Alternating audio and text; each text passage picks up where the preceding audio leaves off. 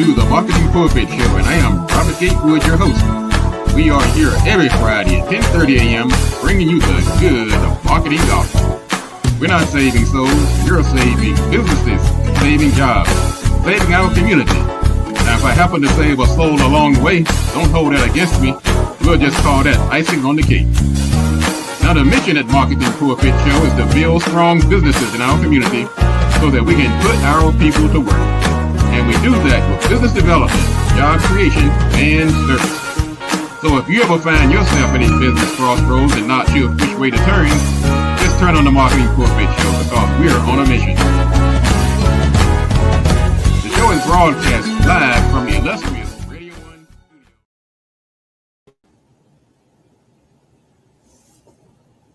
Welcome to the Marketing Pulpit Show, and I'm Robert Gatewood, your host.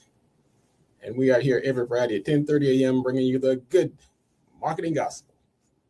I am not here to save your soul. I'm here to save your business, save your job, and collectively we can save our community. Because an economic foundation is paramount in the sustaining of a community. And that's my mission, my reason for being, my raison d'etre, as the French would say it. And welcome to everybody. I am a business developer by trade. I have a company called Gatewood Marketing and Web. You can find out more about me by going to gatewoodmarketing.com. I'm also a professor at Prince George's Community College, where I teach marketing and PR and social media and digital marketing, networking, a few other courses. I've also written a couple of books. And I'm also helping people in the government space who are trying to work in the SBA program. Well, that program is on the fire recently. But anyway, that's who I am. You can find out more about the show by going to marketingpulpit.com. And the show that you see today will be available immediately on the various social media platforms, LinkedIn, Facebook, YouTube, Instagram, and all the other platforms. You can also go to marketingpulpit.com and watch the show live if you don't have social media. Got a great show today. We're still continuing into Women's History Month. So we're going to talk about the wealth gap, women in finance, and we have a special guest coming up later on. Miss Sunshine Walker. She's a financial advisor, and we'll be bringing her on the stage in a few minutes. So it's got a great show going on. We're going to talk about a few other things today. You know, today is Friday the 13th. Ooh. I don't know how you feel about that, but we're going to make some good things happen on this Friday the 13th. That has been generally associated with bad things happening. But bad things are going to happen to the bad vibes. We're going to be all about positivity today. As a matter of fact, this month is also National Optimism Month. And heaven knows we need some optimism going on. Let me give you some quick optimism tips this month. Let's give everybody all rah-rah and ready to go. First of all, think about this. I'm going to give you my tips on optimism on this Optimism Month. The first thing I want you to do is start with gratitude. Identify something that's going right to get you in that good spirit. Everything, I know you hear all this bad news, but everything isn't going wrong. Something is going right. Identify what those things are that are going right. Focus on what you can control. Don't spend all your time on these things that you have no control over. Control the controllables. That's part of keeping that optimism going. If you're focusing on things you can't control, it's going to be down in the dumps. I'm telling you, it's going to happen. And reframe your challenges. Look at it like this. What can I learn from this situation? It's a learning opportunity. Things are not going well. Reframe it into a positive. And limit the negative inputs. Don't let all kind of negativity get into your head. That's a downer. Sometimes you can do that by just blocking out certain people. I don't mean forever, but sometimes you just got to turn them off. You've seen those folks, every time you see them, they just bringing you bad news. Remember that lady in, what was that, The Wiz? Lady said, don't bring me no bad news. big lady coming down there singing that song. Sometimes you have to do that. Don't bring me any bad news. So you limit your negative inputs. And when you have these small wins, go ahead and celebrate. Pat yourself on the back. Okay, these small wins turn into big victories. Surround yourself again with positive people. I'm just telling you, that is so important. You have to visualize positive outcome. That's why people do a vision board at the beginning of the year. If you can see it, you can be it. Try to visualize where you want to go. We're talking about optimism today. Take constructive actions. Don't just sit around thinking positive. Take some concrete actions to make them into realities. Sometimes they're small steps. Sometimes they're large. You do what you can, okay? And another good thing about optimism and a way to manifest it is to encourage others. It is hard to be negative when you're encouraging somebody else to be positive. I'm just saying. So when you encourage others to be positive, you in turn will be positive yourself. It just happens that way. It's a law of nature. And remember, that's an old song. I know it won't be this way always. Think of the gospel tune. These setbacks are temporary, whatever you're going through. I think my good brother, Willie Jolly, put it this way. A setback is a setup for a comeback. I like that. So anyway, let's take these words of optimism. And optimism isn't wishful thinking. It's a mindset that fuels resilience, creativity, and forward constructive movement. So on this National Optimism Month, let's get out here and be positive, optimistic, and bring some folks along with you. I know you know somebody's out there in the doldrums. I do want to recognize one of our, we lost a great leader this week, Mr. Fred Sawyer. He's been a guest on this show, and he passed away this week. One of our local heroes. He was a scholar, an athlete. He was the co-captain of the Booker T. Washington football team. They went undefeated. He was at Virginia State College, where he was the all-CIAA football player.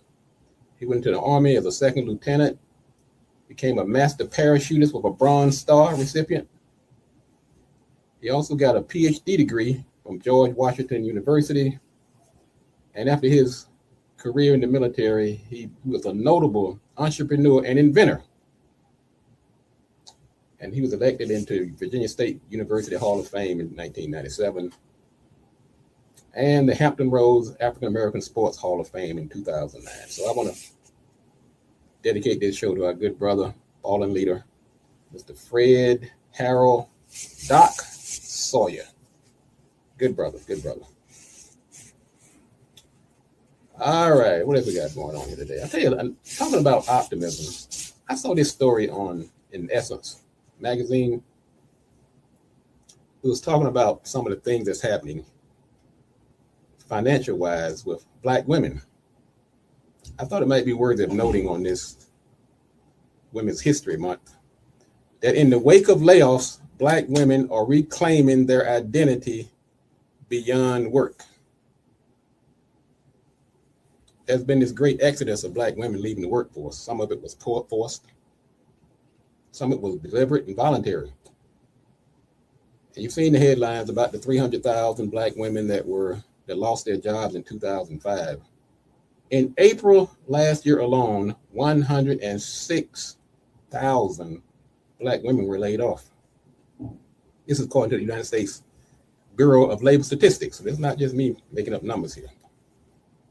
So you have to ask yourself, why is the most educated, in some cases most talented demographic in America so quick to be given the pink slip and laid off? And I'm quoting from this article.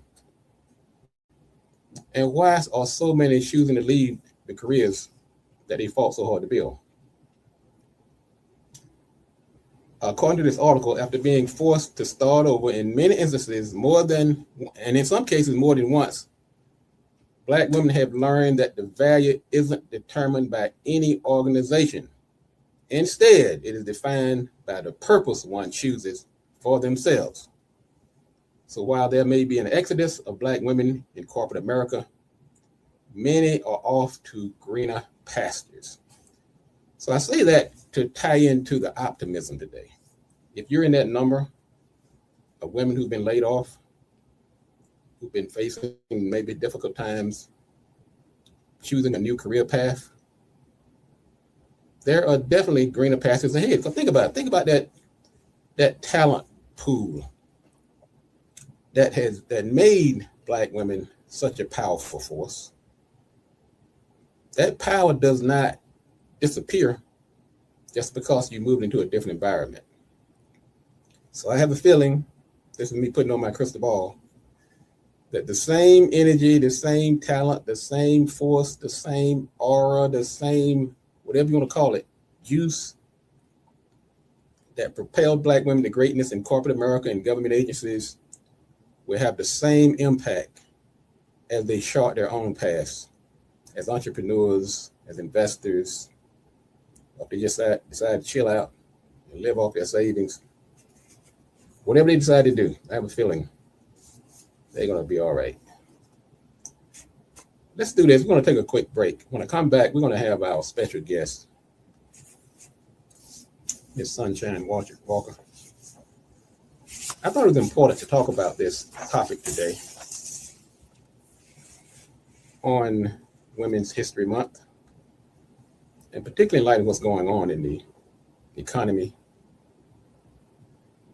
You got to get your money right. This ain't no joke out here. You have to get your money right. So we're going to talk about that in a minute. So hang on a second. Don't go anywhere. If you know somebody who's could benefit from this information, tell them to come on back to the Marketing Pulpit. I'm Robert Gatewood, and I'll be back in a moment with my special guest, Miss Sunshine Walker. Hang on.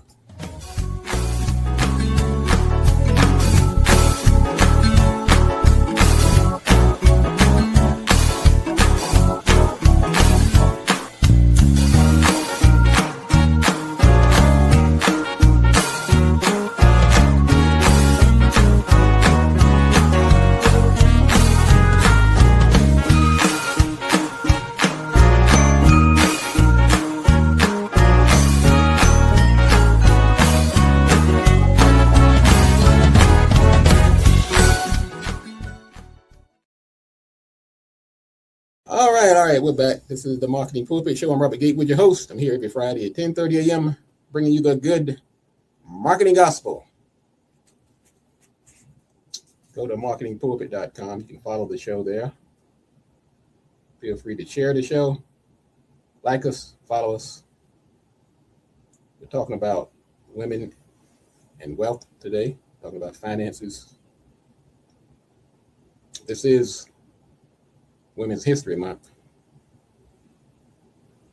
It's a time to celebrate progress of women, but it's also a time to do a reality check. Women are actually in more control of, more wealth than ever before. But we still face some realities. A financial system that wasn't really built with women in mind. And that's a fact. Women live longer. Most earn less over their lifetime than their male counterparts. Most are more likely to take breaks from their careers to start and raise a family. So it has created this inbred, this wealth gap that continues to persist to this day. But it's changing. More women are investing, more women are starting businesses, taking control of their financial futures. So today we're going to bring a financial advisor, Sunshine Walker.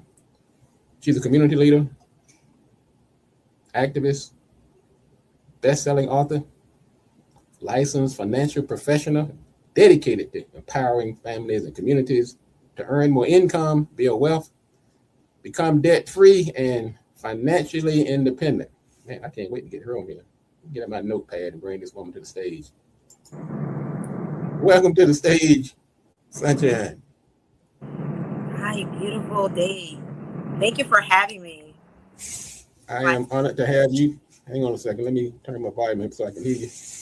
Yeah, I'm glad to have you today. As you already know, this is a topic that comes up from time to time about women and finances and some of the disparities, the opportunities. And so I said, well, shoot, people don't need to hear from me. They need to hear from an expert.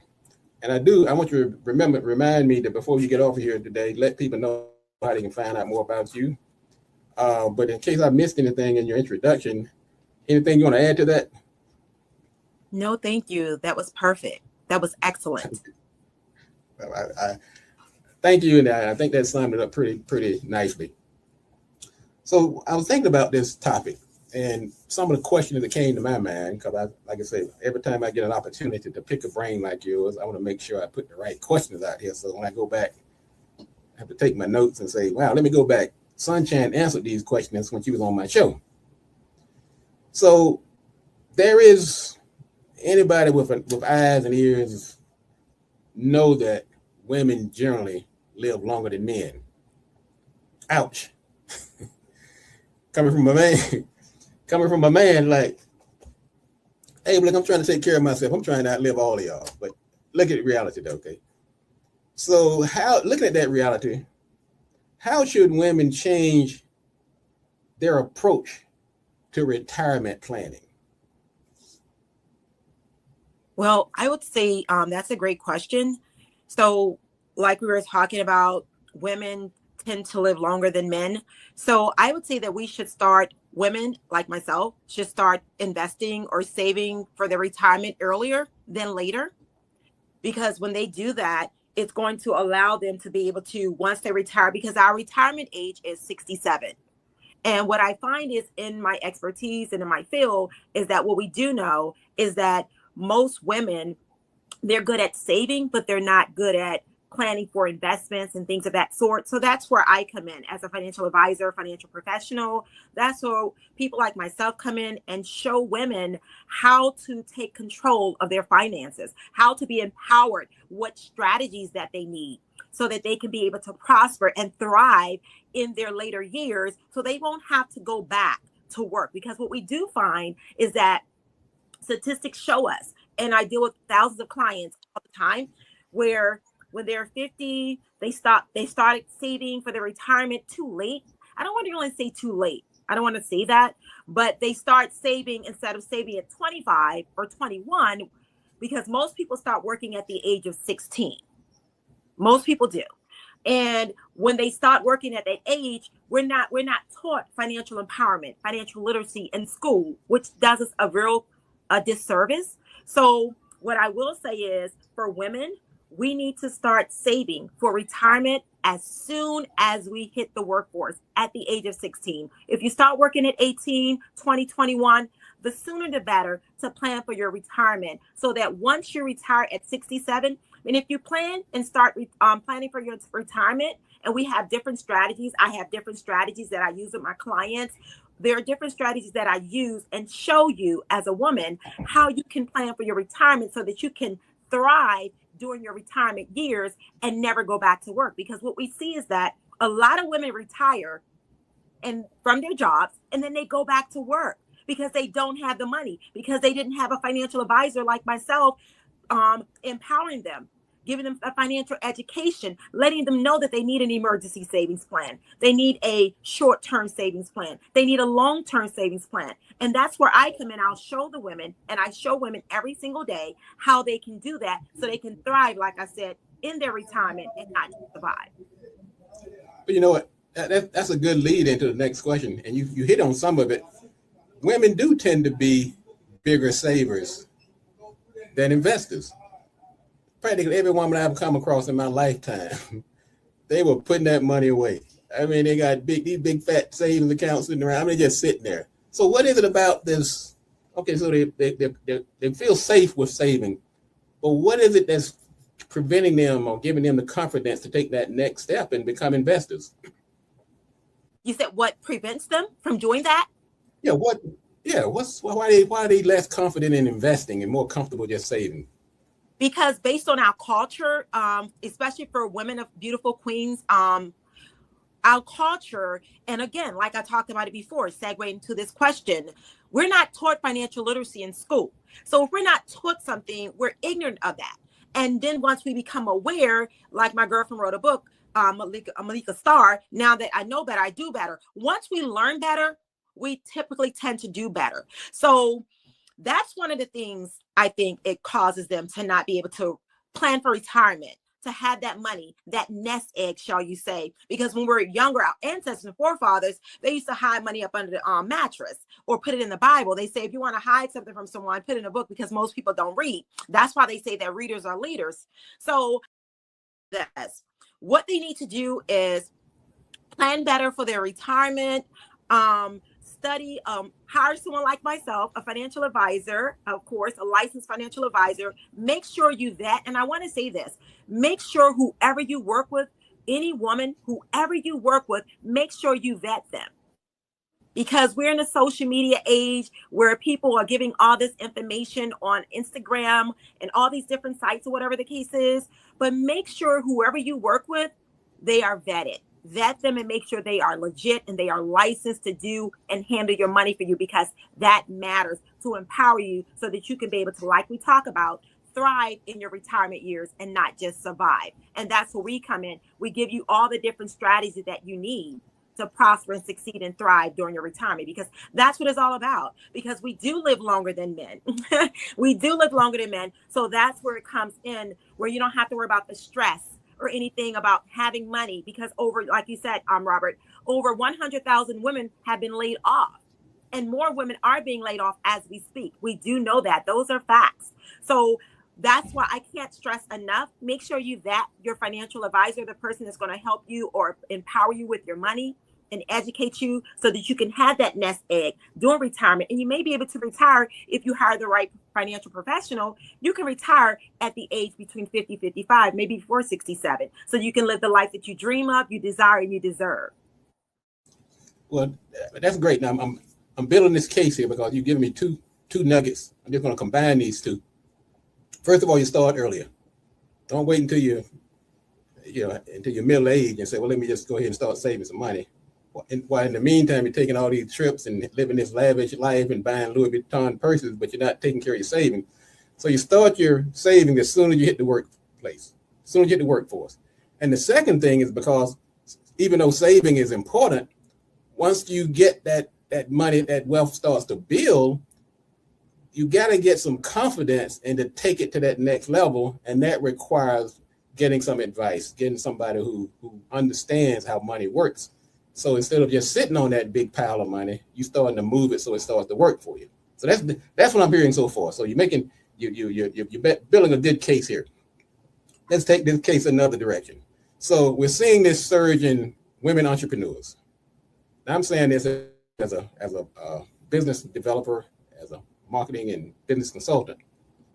The majority of my clients are women. Only because it's I don't know what it is. I mean, it just happens to be that way. Another thing that happens also is that I'm a professor at the business continuing education at Prince George's Community College, and I would say about 95% of the students in these business continuing education classes are women. So while she's coming back, let me put a few statistics out here. Women control roughly 1/3 of the United States household financial assets today, and are projected to control about $30 trillion by 2030. That's a lot of money. Hey, Sunshine, I see you back. So hang on. Let me get my screen back up here.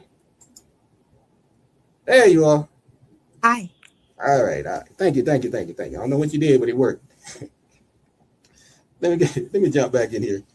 People over here, I got a lot of my engineers and people sending me notes, and they're saying that things seem to be working now.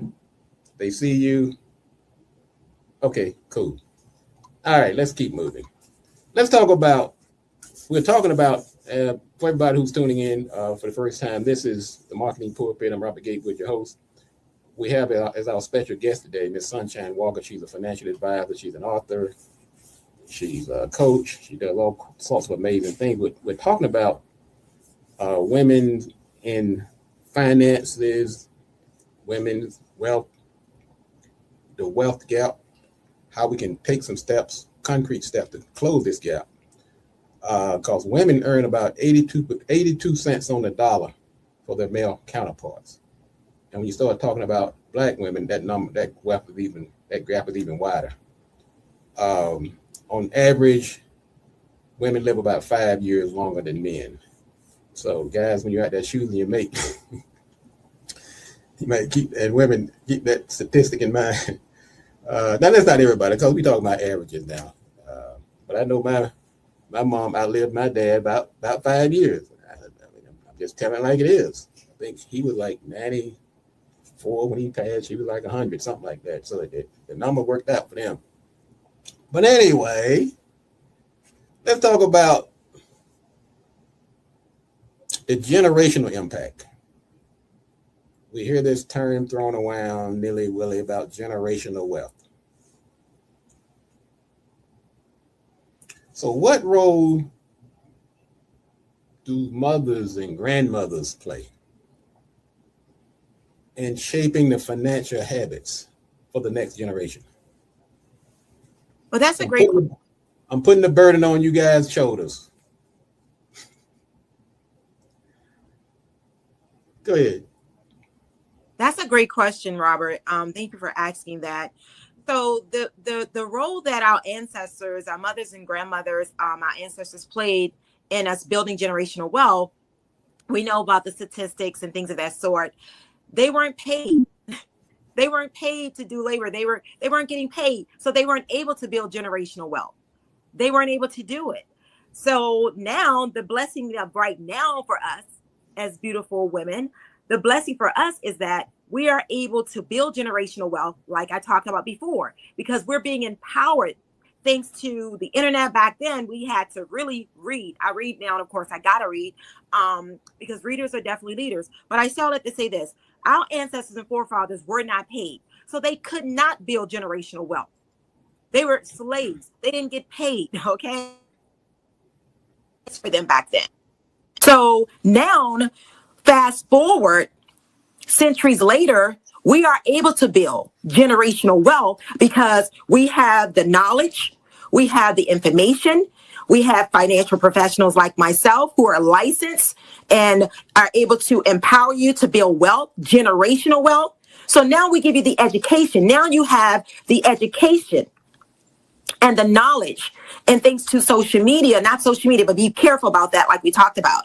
You have the knowledge that you need right now so that you can build generational wealth. For financial advisors and professionals like myself, we're able to empower you financially and show you all the financial strategies and things that you need to be able to prosper and succeed and build generational wealth. We have so much more strategies, so many tools, so much more education.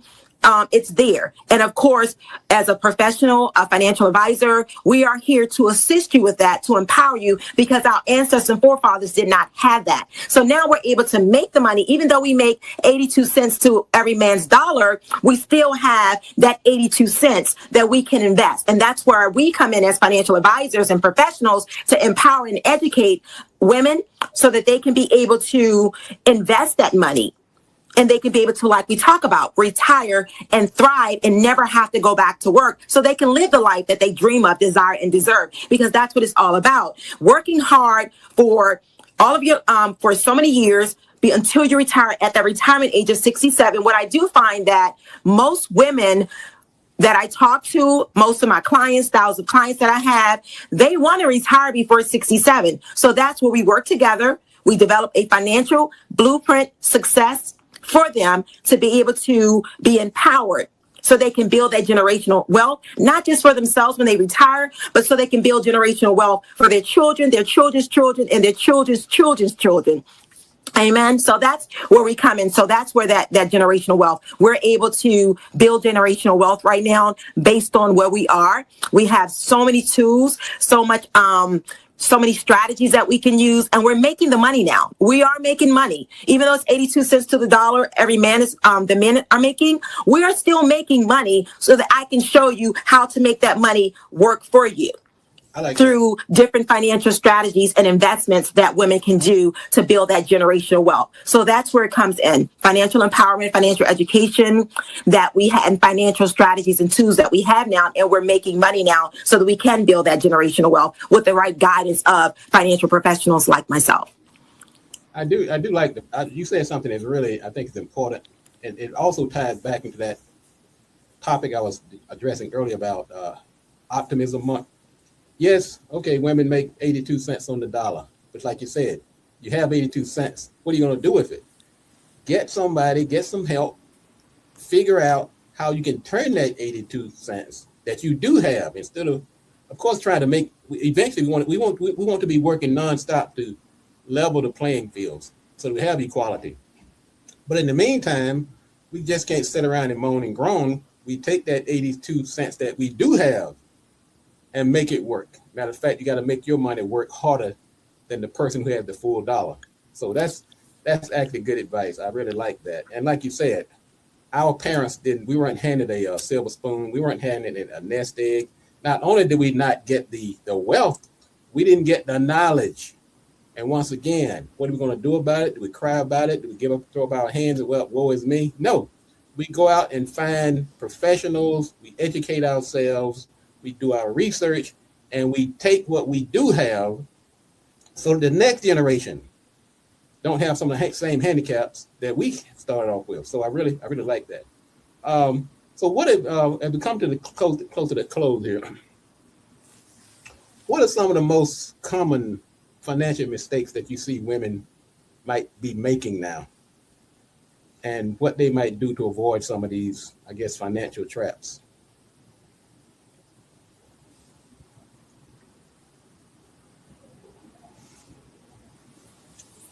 Sunshine?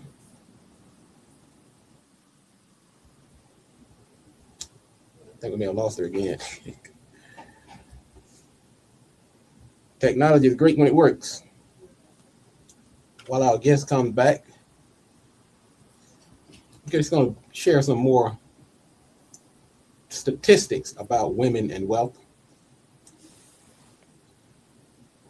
About 80 to 90% of the women of the world, particularly in the United States, will be solely responsible for their finances at some point in their lives, due to death of their spouse, widowhood, divorce, or just choosing to remain single.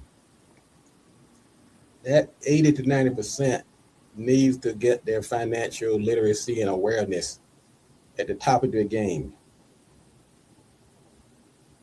Women are launching businesses at one of the fastest rates in the United States, growing faster than the national average. And check this out. Women investors often outperform men investors over time. That goes back to that. Once you give women the tools, now of course they've been denied through misogyny, sexism, all types of miscarriages of justice. But once the tool is in their hand, according to statistics, they outperform men over time. I'm telling you, you're talking about a powerhouse. That's why we like to recognize Women's History Month. Now, the downside of this, and why we are talking today, less than half of the women feel confident about their financial knowledge. In other words, give us time, give us the tools. We're going to get there, but right now, less than half actually feel positive and confident about where they are. Once again, that's why we bring on guests like Sunshine to kind of change some of those numbers. Women are the largest, fastest growing investors right now. So we're seeing movement. And these are just interesting numbers.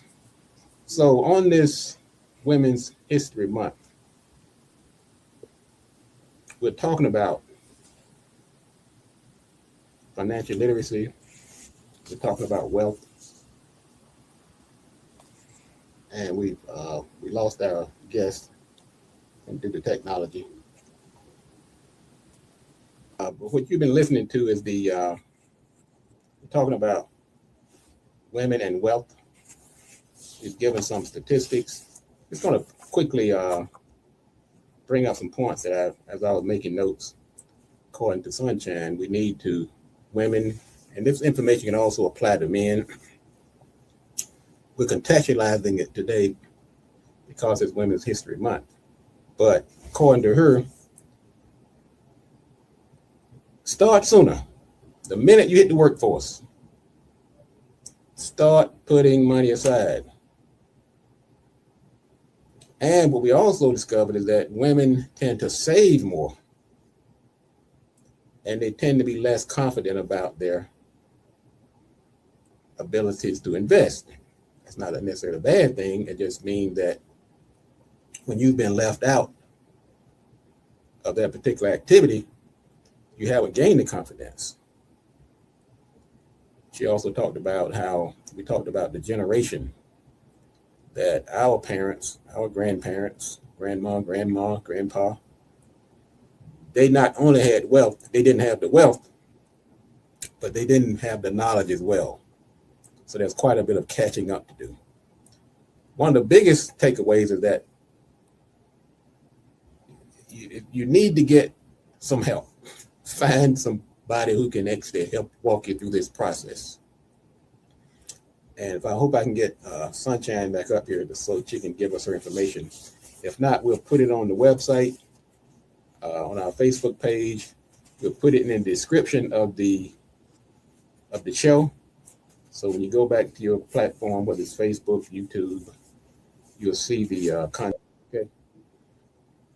All right, folks, that's going to wrap it up for today. This is the Marketing Pulpit Show. I'm Robert Gatewood, your host. We're here every Friday at 10:30 a.m.